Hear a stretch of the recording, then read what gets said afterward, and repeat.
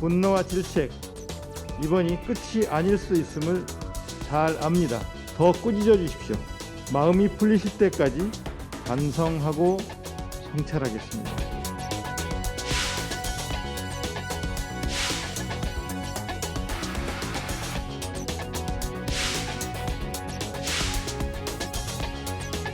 합당하기로 했으니까 합당에 관한 국민의 당 뜻이 언제 어떤 방식으로 할 것인지를 알아야 우리가 생각이 같으면 바로 할 수 있는 것이고, 그래서 그걸 알려달라고 요청해 놓은 상태입니다.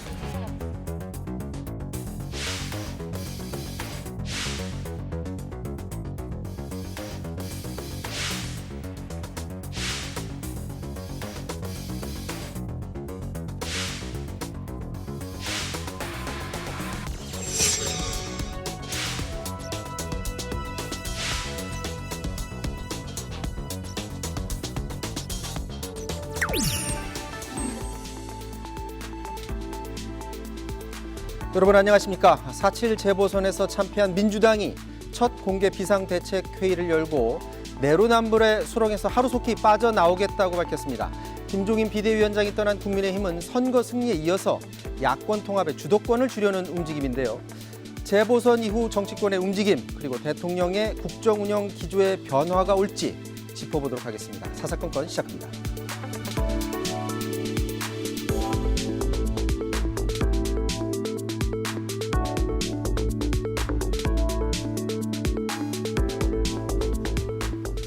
네, 여의도 사사건건 오늘은 이분들과 함께 정치 얘기해 보도록 하겠습니다. 김형준 명지대 교수, 이강윤 한국사회 여론연구소장 나오셨습니다. 안녕하십니까? 네, 안녕하세요. 네, 처음 뵙겠습니다. 자, 이번 선거 오세훈, 박형준 이제 시장이 됐습니다. 승리로 끝이 났는데, 자, 깜깜이 선거 전 결과로 보면은 선거 여론조사에서는 민주당이 크게 지는 것으로 나타났었는데, 깜깜이 기간에 민주당이 뭐라고 그랬었냐면 계속 우리가 치고 올라가고 있다라고 자신을 했었거든요. 근데 결과를 까봤더니 전혀 민주당 얘기한 대로 되지를 않았습니다. 자, 교수님은 당초에 이런 결과 예상을 하셨나요? 제가 지난주에 얘기를 할 때 네, 저는 여당의 선거 전략에 좀 문제가 있다는 얘기를 많이 했습니다. 그랬죠. 저는 깜깜이 선거 할 때 이제 여론조사 전문가들이랑 얘기를 해보니까 두 가지를 얘기를 하더라고요.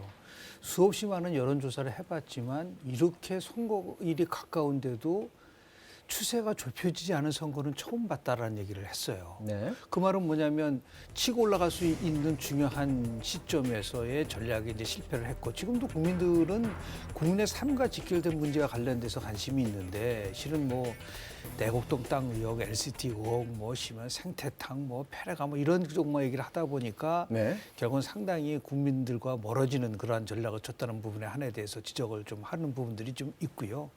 두 번째는 실은 여당의 입장에서 봤을 때는 제일 강점은 여당은 정책을 제시하면서 국민을 끌고 가야 되는 건데, 네. 그런 부분들이 보이지 않았다는 점에서 역대 선거가 좀 달랐다라는 거를 지적을 해서 이렇게 크게 차이가 난 걸 좁히지 못했지 않았나 생각을 좀 합니다. 이전부터 계속해서 개인의 문제점을 파고드는 거에 대해서 문제점을 계속 제기를 네네. 하셨었어요. 자, 여론조사 결과 하나만 좀 봐야 될 것 같습니다. 네. 정권 심판론이 최근 여론조사 결과를 보면 3월을 기점으로 해서 심판론이 크게 강화되는 게 보이거든요. 잠깐 조사 결과 좀 보여줄까요? 네, 지금 그래프에서 볼 수 있듯이 정권 심판론이 2월 4주 지나면서 이제 3월로 넘어가면서 크게 이제 올라가기 시작합니다. 이때가 LH 사태 이제 기점이 되는 그런 시간인데, 네. 이후에 여당 관계자들이 공교롭게도 내로남불 얘기 나오면서 전셋값을 크게 올린 게 막 기사화되고 문제가 되면서 경제 사태도 일고 그랬었습니다. 자, 그렇기 때문에 민주당은 자, 저런 LH 사태가 큰 전환점이었다. 저게 아주 우리의 발목을 잡았다라는 걸 굉장히 강조를 하는데, 국민의힘은 그게 아니라 이미 이전부터 정부 정책에 대한 불신이 쌓이고 쌓여서 마지막에 폭발한 거다, 이렇게 얘기를 하고 있거든요. 네. 자, 소장님이 보시기에는 주된 요인이 어디에 있다고 보십니까? 둘 다 부분적으로 맞습니다. 정확히는 틀리지는 않는데요. 네. 선거 초반에 분노 투표의 방향을 설정하게 했던 건 즉 격발점은 LH 사태였던 건 확실합니다. LH 사태가 네, 격발점이었다. 국민적 공분을 사고한 것은 맞는데 그 전에 이 정부가 다른 정부도 아니고 시민들이 만들어서 위탁 운영을 맡긴 듯한 정부지 않습니까? 기본적으로 따지면 촛불 촛불 집회를 시작으로 정부의 해서요. 숙명이자 정체성이죠. 네. 그 촛불 정부가 견지해야 하는 의무 또는 확실히 유지했어야 하는 정체성을 제대로 하지 못했다는 박한 평가가 계속 조금씩 누적돼 왔었습니다. 인사 문제라거나 이딴 정책 실패, 특히 부동산이 대표적이겠습니다마는 거기에서 좀 더 새로운 창발적인 사고를 하기보다는 계속 그 연장선에서 뭔가를 자꾸만 해왔는데 효력을 보진 못했죠. 일자리 역시 비슷했고요. 일자리는 어느 정부에서도 하기 힘든 점이 있긴 합니다. 그리고 무엇보다도 촛불의 정부에서 공정과 정의에 대한 물음표, 회의론이 대두됐다는 것은 치명적인 문제였습니다. 내로남불도 그 연장선에서 볼 수 있는 것이고요. 그래서 국민의힘은 뭐 선거를 길게 보자면 민주당은 계속 까먹기만 했다라는 식의 정치적 발언일 수도 있으나 이 정부가 출범하자마자 남북관계로 한참 피치에 올라선 이후부터는 조금씩 점수를 잃기 시작했다. 그리고 마지막 격발점은 LH 사태로 보는 게 맞을 것 같습니다. 요건 또 어떻게 봐야 될 것 같습니까?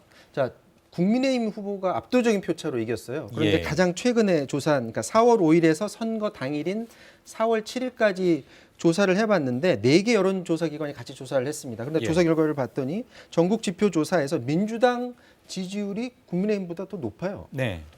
당은 민주당을 더 지지하면서 어떻게 그런 결과가 나올 수 있는 거죠? 어떻게 예. 봅니까? 그것도 큰 표 차이가 났죠. 네. 조금만 그 부분 상수를 해드리면 도중에 깜깜이 기간이 있기 때문에 시청자분께서는 그 기간의 여론조사 정보는 접하기 힘드셨을 테니까요. 네. 2주일 동안은 국민의힘이 민주당을 젖히고 정당 지지율에서 앞섰습니다. 그러다 깜깜이 기간에 들어와서 저희뿐만 아니라 대부분의 여론조사 기관 조사에서 재역전을 시켰습니다. 물론 큰 표 차이는 아니었습니다. 오차범위 내이긴 하지만 민주당이 다시 국민의힘을 젖히고 앞섰습니다. 그건 전국적으로 그렇고요. 이를테면 저희 조사에서는 민주당 33, 국민의힘 31.4. 그런데 서울에서는 국민의힘이 깜깜이 기간 중에도 미세하게나마 물론 오차범위 내에서 더불어민주당에 조금 앞섰던 것은 사실입니다. 어쨌거나 각 당의 득표율은 30% 안팎인데 지지율은 30% 안팎인데 후보들이 얻은 것은 그것의 1.5배 내지는 거의 2배에 육박합니다.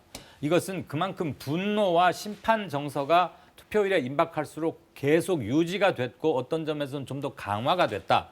반면 정당 지지 정당을 바꾸는 것은 조금 더 유권자들로 하여금 조금 더 많은 생각을 하게 하는 시간적 인터벌이 네. 있습니다.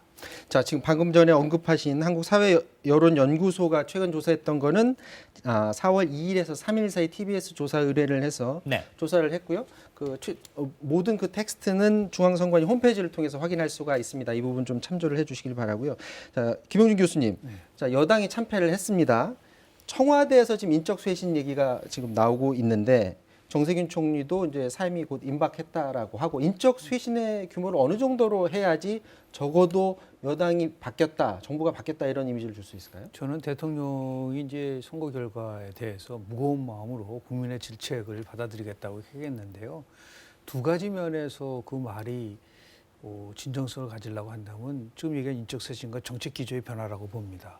그러니까 인적쇄신은 단순한 인적쇄신으로 사람을 바꾸는 것이 아니라 정책의 기조를 바꾸는 것과 연관될 수 있는 인적쇄신이 돼야 된다는 거죠. 두 번째는 진짜 국무총리를 포함해서 일부 이제 개각에 대한 얘기도 나오겠지만은 실은 마지막 국무총리가 갖고 있는 몇 가지의 중요한 과제가 있어요. 가장 큰 거는 이제는 마지막에 정부의 국정 운영의 방향성은 통합으로 바꾸고 협치로 바꿔야 된다라는 거 하나고요. 두 번째는 경제 살리기에 방점이 좀 돼야 되지 않겠는가. 지금 저 너무 검찰 개혁이나 문제라든지 이런 쪽에다 하다 보니까 민생 경제의 부분들이 없어서 다시 얘기해서 통합적인 또 그리고 경제 살리기, 이 경륜 이런 것을 갖춘 분이 이제 국무총리이고 또 나아가서 새로운 내각의 장관들도 거기에 맞춤으로 갈 수 있는 부분들 또 나아가서 이런 상황 속에서는 저는 청와대 참모진을 대폭적으로 바꿔야 된다고 봅니다. 왜냐하면 대통령이 여하튼 간에 뭔가를 변화해 준다고 한다고 했을 때 가장 먼저 바꿔야 될 부분은 자신의 참모를 바꾸고 그리고 총리를 바꾸고 지금 국무총리를 상징성에 있는 인물로 하겠다라는 거는 그건 잘못된 방향이에요. 처음도 두 번도 세 번도 다 마지막 남은 경제 살리기 쪽에 진짜 중점이 맞춰지는 그러한 인적 쇄신이 왔으면 좋겠다라는 것을 아마 국민들도 그런 바람이 있을 거라고 저는 봅니다. 자, 지금 방금 말씀하실 때 사람을 바꾸는 것만큼이나 그 사람이 어떤 정책을 하느냐가 좀 중요하다고 말씀을 하셨는데 후반기 국정운영 방향에 대해서도 한번 여론조사 결과를 한번 살펴볼 필요가 있습니다. 잠깐 조사 결과를 보면요. 국정운영 방향에 대해서 여론조사를 했더니 기존 운영 기조는 유지를 하되 일부 수정이 필요하다라는 의견이 조사 결과 중에 제일 높았습니다. 그런데 여기서 말하는 일부 수정이 과연 뭐냐? 지금 김영준 교수는 경제 살리기에 큰 변화를 줘야 된다라고 했는데 이전 조사들 이렇게 검토해 보면 부동산이 될 수도 있을 것 같고요. 자, 소장님 어떻게 생각하십니까? 일부 지금 기존 운영은 유지하면서 바꿔야 한다 그러는데 가장 핵심적인 것은 역시 부동산 정책이 될 것이고요. 네. 더군다나 변창흠 장관의 낙마에 따른 뭐 정책이 혹시 혼선이 생기는 거 아니냐 이런 일부의 우려가 있습니다. 고칠 건 확실히 고쳐야 하되 그 부동산을 포함해서 국정 전반 주요 정책에 대한 전반적인 재검토와 쇄신이 필요한 시점입니다. 임기는 1년밖에 남지 않았지만 네. 그럼에도 이 과정은 반드시 필요하다고 보고요. 아울러서 내로남불 인사, 회전문 인사 이런 것들은 그동안 국민들의 마음에서 굉장히 멀어졌고 비판의 강도도 셌습니다. 그 점은 반드시 염두에 두어서 지켜져야 하리라 봅니다. 또 하나 고칠 건 고치되 촛불 정부에게 주어졌던 숙명적인 의무, 즉 여러 제반 개혁 작업, 특히 그중에서도 언론 개혁 같은 것은 시민들의 요구가 컸습니다만 제대로 시작조차 못한 감이 있습니다. 그것은 꼭 법과 제도로만 이루어질 수 있는 것은 아닙니다. 언론 소비자 시민운동 차원에서 보태져야 할 것도 있겠지만 정부나 여당이 해야 할 몫은 반드시 해야 되겠다. 적어도 그 시동은 걸어 놔야 되겠다. 그래서 이게 후퇴를 위한 정책이 아니라 자기가 해야 할 원래의 몫을 하되 그동안 비판과 소통 부족으로 인해서 생겼던 현장과의 오차 그것을 좁히는 국정 운영의 쇄신이 필요한 시점이라고 봅니다. 그러니까 뭐 경제 살리기나 부동산 이런 것뿐만이 아니라 당초 대통령이 강조했던 언론 개혁 같은 것들 그런 거 후퇴시키면 안 된다라는 그런 말씀인 것 같고요. 자, 근데 이제 부동산 보면 사실 국민들 불만이 많습니다. 여론조사 결과 같은 데 보면 지금 잘못하고 있다라는 응답이 80% 가까이 지금 조사 결과가 나오고 있는 그런 상황이거든요. 뭐 이제 가장 큰 비중을 보면은 이 정책이 실패해서 부동산 값이 상승했다라는 부분에 가장 불만이 크고요, 국민들이. 그리고 LH 사태 같은 것들을 문제를 삼고 있습니다. 자, 그렇다면 그동안 이 부동산 정책에 대한 평가는 결과로 이제 받아야 되는데 집값이 오른 건 분명한 사실이고요. 자, 그렇다면 앞으로 어떻게 할 것인가? 정부가 공급 정책을 크게 내지 않다가 최근에 이제 집값 논란이 계속 일다 보니까 이 공급 정책을 많이 내놓고는 있습니다만 공공주도 정책을 많이 내놓고 있습니다. 근데 여기에서 더 벗어난 큰 변화가 좀 있어야 된다고 보십니까? 지금 당장 오세훈 서울시장이 선거 과정 속에서 얘기했었던 가장 핵심적 사항은 재건축하고 더 나아가서 새로운 부동산의 공급에 대한 얘기를 하고 있지 않습니까? 민간주도 더 나아가서 지금은 이제 공공주도용인데 이걸 어떻게 조화를 이끌어낼 것이냐는 부분들에 대한 것들을 얘기를 하고 있는데 실은 쉽지는 않아요. 왜냐하면 서울시 의회에 또 나름대로 승인을 받아야 되는 부분들도 있어서 정말 부동산 정책에 대해서 획기적으로 변화를 주려고 한다면 저는 3자가 빨리 만나서 이 문제를 풀어야 된다고 봐요. 3자라는 서울시, 네. 서울시 의회, 그리고 청와대, 아니면은 뭐 정부 이렇게 나름대로 실질적으로 부동산 정책에 영향을 줄 수 있는 분들이 모여서 결국 부동산 특위를 만들든지 아니면 그것도 로드맵을 만들어야 된다는 거죠. 지금 변창흠 장관이 이사 공급 대책에 관련돼서 얘기를 하고 유임을 했지만 그때부터가 잘못된 거라는 시그널이 굉장히 많았거든요. 확대를 하는 것도 좋지만 지금 얘기하는 가장 핵심적인 집값이 상승이 되고 전세 대란이 나오고 세금 폭탄이 온다는 이 부분을 해결할 수 있는 거는 정부도 혼자서 할 수도 없는 것이고요. 서울시는 지금 바뀌었지 않습니까? 시장이 바뀌었지 않습니까? 이것이 현실이라고 한다면 부동산 정책과 관련된 분들이 함께 모여서 문제를 풀어가야 된다고 한다는 거는 저는 서로 윈윈이 될 수 있다고 봐요. 서울시장도 이 문제를 혼자 풀 수 있나요? 절대로 풀 수 없습니다. 그런 의미에서 서로 한 발짝 물러나서 국민들이 정말 안심할 수 있을 정도의 이것이 바로 정치고 이것이 바로 국민들에게 희망을 줄 수 있는 것이 아닌가라는 생각을 좀 합니다. 지금 오세훈 시장이 바라보는 부동산 시장의 변화의 방향하고 문재인 대통령이 바라보는 방향이 좀 사실은 좀 다르거든요. 예. 어떻게 좀 조화를 이룰 수 있을까요? 일단 주택 공급에 관한 안, 물론 여기는 택지 확보도 포함이 됩니다만 중앙정부와 지자체의 협의는 권장 사항이 아니고 법적 의무 사항입니다. 네. 어느 한쪽만으로 할 수가 도저히 없게 시스템이 되어 있고요. 이미 청와대에서 그런 입장, 앵커께서 지적하신 그런 입장을 견지하는 것은 2사 주택 공급 확대 정책에 대부분이 들어가 있고 사실 그 숫자만은 방대합니다. 분당, 일산, 1기 신도시에 맞먹거나 오히려 전국적으로 따지면 조금 더 몇만 채 많기도 하는데 이것의 실현 가능성이나 언제 될 수 있느냐 이런 쪽에 모아야 할 것 같고요. 오세훈 신임 서울시장이 실질적인 임기 12개월 동안 서울시가 자체적으로 할 수 있는 일은 대단히 제한적이라는 것을 본인도 선거 기간 중에 많이 말을 했었고요. 네. 그래서 지금은 철학을 가지고 부딪히기에는 너무 시간이 한가하고 많다고 여기는 것으로 시민들은 받아들일 것입니다. 불효불급한 논의는 과감히 생략하는 것이고 공급을 확대해야겠다는 점에서는 일단 양측의 의견이 크게 다르지 않다고 봅니다.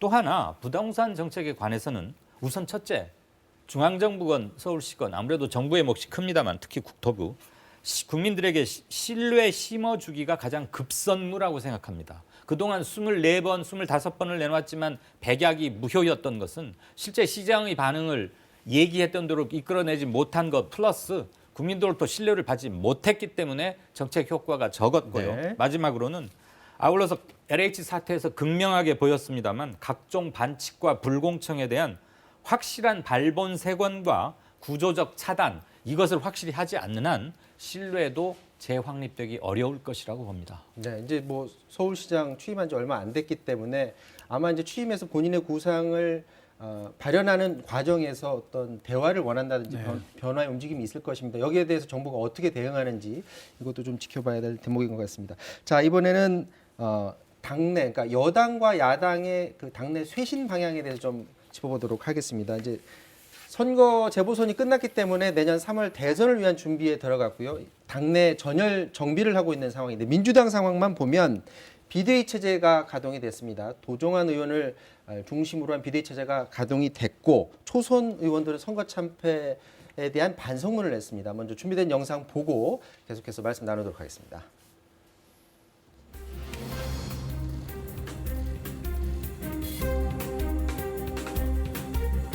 비대위는 민심 앞에 토달지 않겠습니다. 변명도 하지 않겠습니다. 국민과 소통하고 경청하는 것에서부터 다시 시작하겠습니다. 내로남불의 수렁에서 하루속히 빠져나오겠습니다. 국회의원 전원에 대한 부동산 투기 전수조사 결과가 곧 나올 것입니다. 결과는 국민 앞에 투명하게 공개하겠습니다. 책임은 누구도 예외 없이 엄중하게 묻겠습니다. 제사를 깎는 일이 될 것입니다.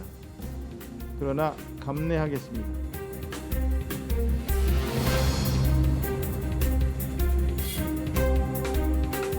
참패 원인을 야당 탓, 언론 탓, 국민 탓, 청년 탓으로 돌리는 목소리에 저희는 동의할 수 없습니다.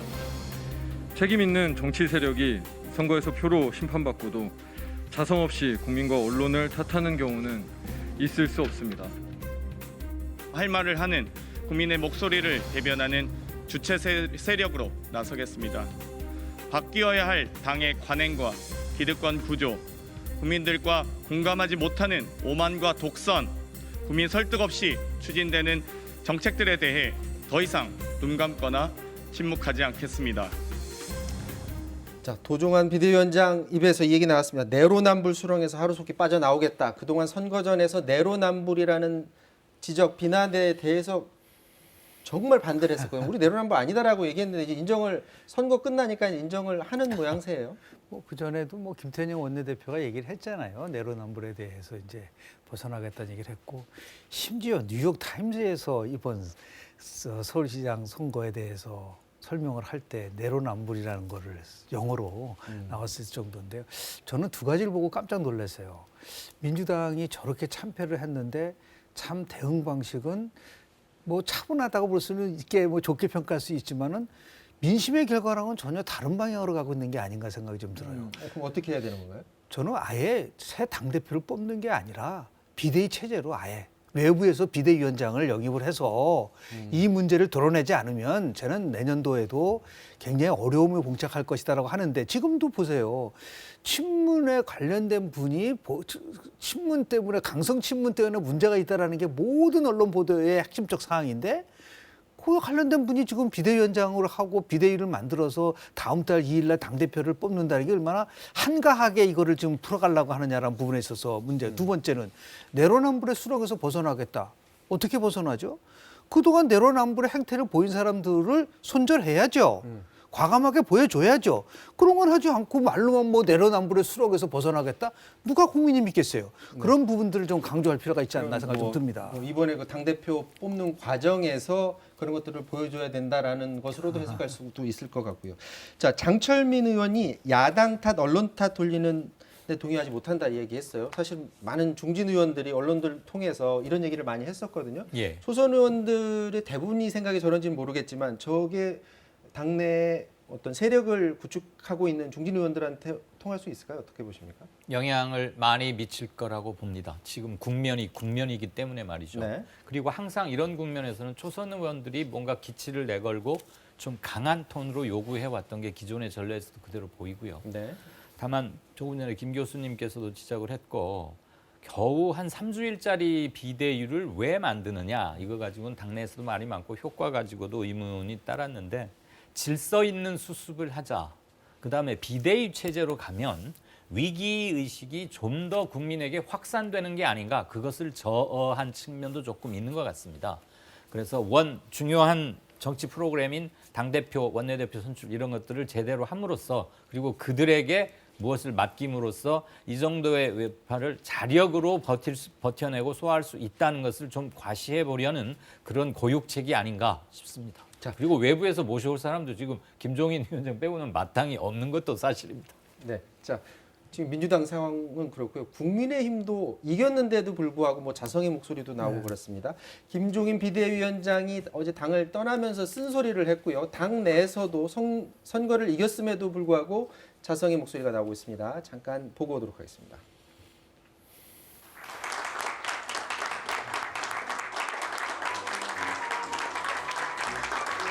가장 심각한 문제는 내부 분열과 반목입니다.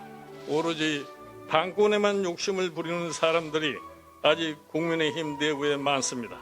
자신들이 승리한 것이라 착각하면서 개혁의 고삐를 늦춘다면 당은 다시 사분오열하고 정권 교체와 민생 회복을 이룩할 천재일보의 기회는 소멸될 것입니다.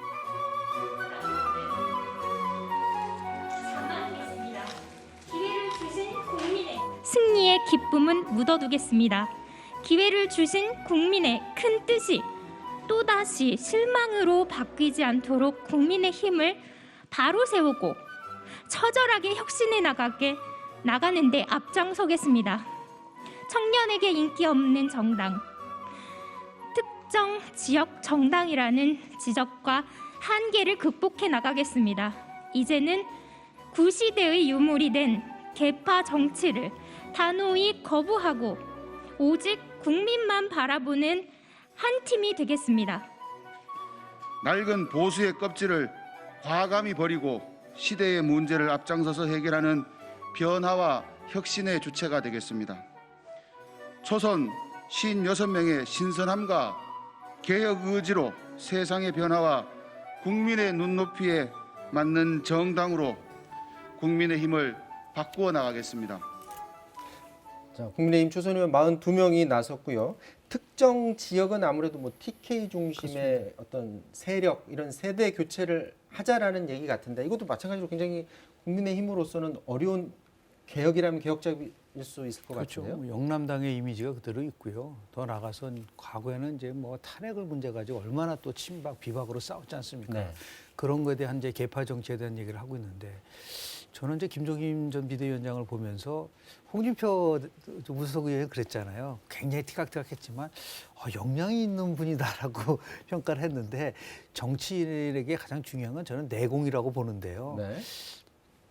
어제 얘기한 거를 보면은 김종인 시즌 2, 김종인 어게인을 지금 예고편을 주고 나간 것 같아요. 아, 그래요? 아니, 어떤 당연한 거죠. 다시 왜냐하면 등장이죠? 또 다시 질서 있지 못하고 분열이 되면은 그때는 국민의힘을 버리고 내가 다른 쪽이랑 같이 할 수도 있어라고 하는 그런 암시를 주고 있는 거기 때문에 상당히 나름대로 굉장히 노련하게 향후의 행보에 대한 것들을 미리 예고한 게 아닌가 생각이 좀 드는데요. 저는 아주 뭐 단언컨대 이번 선거의 승리는 오세훈 후보를 좋아서 찍은 것보다는 결국은 정권과 민주당에 대해서 반대하는 것이 많기 때문에 그러니까 정권 심판론과 후보 단일화 효과와 여권의 그 전략적 실패 이 세 가지가 결합이 돼서 나온 거기 때문에 반사이익의 성격이 굉장히 강합니다. 그런 의미에서 볼 때 국민의힘도 또다시 혁신하고 개혁하는 그런 모습을 보여야 되고 그거의 결국은 결정판은 과연 원내대표, 당대표 누가 될 것인가도 하나의 관전 포인트가 될 수 있을 거라고 봅니다. 지금 뭐 선거 기간 동안에 이게 화두로 떠올랐었는데 국민의힘하고 국민의당이 선거 끝난 다음에 합당할 수 있는 여지를 지금 열어놨잖아요. 예. 지금 주호영 원내대표와 그리고 안철수 대표와의 생각이 좀 다른 것 같아요. 어떻게 예상을 하십니까? 우선 저기 국민의힘 초선들이 영남 꼰대 이런 말 아주 직격탄을 표현을 썼던데요. 네. 굉장히 인상적입니다. 그게 당내 주요 인사들에게 어떤 정서를 가져올지는 모르겠는데 안철수 대표가 먼저 선제적으로 합치겠다고 했죠. 네. 그리고 아마 그때까지만 해도 자신이 최종 단일 후보로 될 확률이 적지 않다라고 생각을 한 과정에서 내린 당시로서는 정치적 결단이라고 할 수도 있습니다. 그 뒤로 여러분 아시다시피 상황은 조금 변했고요. 우선 두 당이 1대1로 합치기에는 좀 급이 안 맞는 점이 있습니다. 국민의당의 최대의 약점은 하부 구조가 없다. 당원들이 실질적 당원이 거의 없다라는 측면이고요.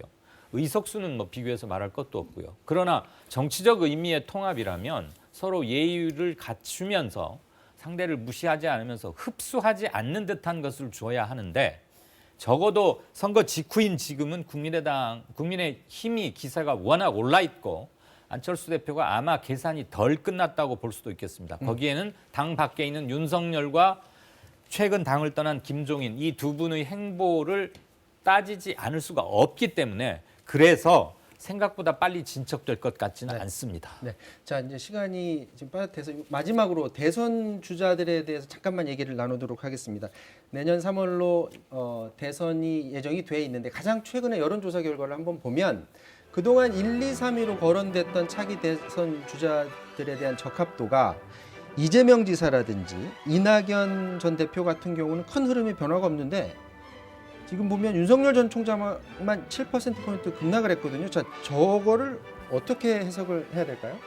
그게 이재명 대표 이번 조사뿐만이 아니라 이재명 지사와 윤석열 전 총장 사이에 일종의 무슨 보완 또는 대체제로 여기는 시민들이 있는 거 아닌가 싶었는데 윤 총장이 확 올라가면 제일 먼저 타격을 받고 많이 빠지는 쪽이 이 지사였습니다. 그 반대도 마찬가지고요. 이번은 국민의힘 대승 직전하고 겹쳤기 때문에 국민의힘에 쏠려 있는 데다가 거품이 조금씩 빠져나가는 건 예상했는데 그 시기가 조금 앞당겨진 것이고 거품이 있었다고 보는 네네네. 거예요? 네. 그 거품에는 민주당에서 조국 사태 등을 거치면서 실망한 사람들의 일부가 윤석열을 개인적으로 지지한 것도 분명히 있고요. 국민의힘에서도 지지한 게 있고 자당 후보가 없기 때문에. 그러다가 만약에 검증 국면이 본격화되게 하면 조금 더 출렁이고 빠질 여지도 있습니다. 그러나 여지껏 보여왔던 패턴을 볼 때는 적어도 13, 14%선은 마지노선으로 지켜내지 않을까. 그게 하방 경직성이라면 그것이 윤 대표 향후 정치의 모습 정할 때 일정한 기준점이자 본인이 채워야 할 부분으로 인식이 되고 있을 거라고 봅니다. 뭐 대선 주자 얘기하면서 자꾸 이제 윤석열 전 총장만 얘기하기 때문에 민주당 후보들이라든지 국민의힘에 있는 후보군들한테 경우에는 좀 불만이 있을 수가 있는데 어쨌거나 화제의 중심이긴 합니다. 지금 윤석열 전 총장이 곧 대담집이 나온다고 해요. 보통 책 내고 선거 관련해서 자기의 정치 활동 막 하고 하는 게 일반적인 정치인들의 그렇습니다. 모습이잖아요. 그럼 본격적인 정치 활동으로 봐야 될까요? 그렇죠. 어떻습니까? 예를 들어서 조금 전에 그 7% 급락을 했는데 어느 계층에서 떨어졌냐가 되게 중요하잖아요. 그런데 아마도 지금 윤 총장의 지지는 영남과 충청이라는 지역에서 굉장히 높은 지지를 보였었는데 선거 끝나고 나면서 국민의힘 지지자들 스스로가 이제 우리도 혼자 할 수 있다라고 하는 부분 속에서 윤 총장에 대한 지지가 조금 빠졌던 부분들이 분명히 있을 거라고 저는 보고요. 그렇기 때문에 결국 여론조사는 뭐 이재명 지사는 거의 변동이 없잖아요. 또 다시 또 변동하고 그래서 예를 들어서 또 뭐 나름대로 그 정치권이 굉장히 국민들로부터 실망을 하게 되면 윤 총장이 올라가게 되는 그런 구조로 돼 있기 때문에 대담집이라는 거는 자기 앞으로의 행보에 대한 것들을 어느 정도 감안해낼 수 있는 그러한 행태라고 저는 봅니다.